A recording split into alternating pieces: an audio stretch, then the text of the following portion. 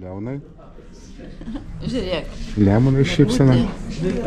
Altą vakarą atėjote pas mus. Už tai darė įtakos ir keitė Lietuvos institutą. Dar turime Kavolio keletą įrašų, bet tikrai labai džiaugiuosi, kad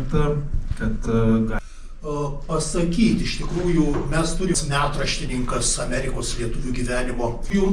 Abu du pašnekovai, jie šių slenkščių, didelių vilčių ir sykių nežinios. Kultūros klausimas, tai yra, žodžiu, ta kultūra ėmėsi politikos.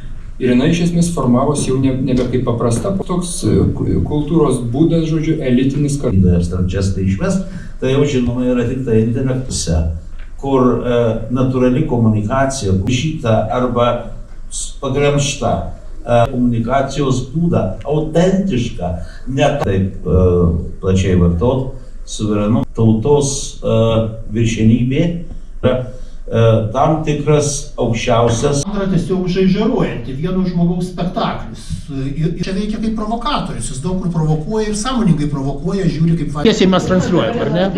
Tai Arvydai, ačiū tau. Tikrai nežinojom, kad pats fiksavai tokį nuostabų pokalbį.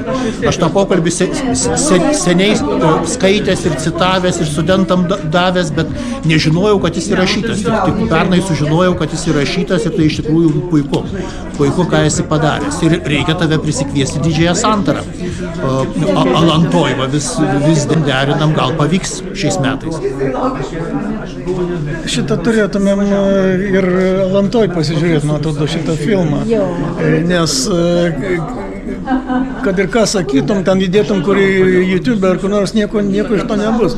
Reikia, kad mes savo kompanijoje galėtumėm jį pasižiūrėti ir ten jį aptarti, todėl kad yra daugybė įdomių dalykų ir jeigu jau į jūs kreipiamės, tai dabar jau norėtumėm daugiau jūsų tų filmų pamatyti ir žinom, kad yra apie Nyką Niliūną ir apie Kavolį, tai viskas tas būtų nepaprastai įdomu ir prašytumėm kaip nors, kad atvažiuotumėt ir parodytumėm mums. Kokį liftą?